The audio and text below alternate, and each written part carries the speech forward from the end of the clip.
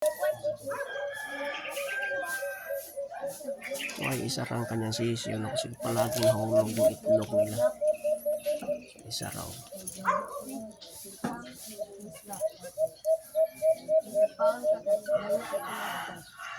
Oh, ito yung kanyang nanay. Oh. Pag gusto mong gawin katyan, so wag mo palagi hawakan pag mag-start lang siyang lumaki, no?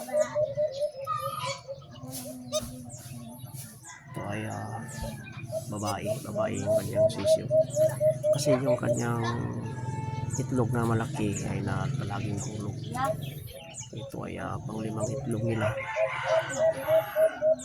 Kaya nilipat ko na yung lalaki. Hinihintay ko lang napapisa siya, no? Yun yung pag-aalaga ng mga limokon pag gusto nyo mag-breeding. So, kailangan yung maamoy yung babae. Kasi pag maamoy mo yung babae, palagi lang na yung itlog. Ito siya ay pag nag-itlog ay hinahatak ng lalaki yung isa. Kaya isa lang natitira sa limang itlog nila. Ito na yung lalaki.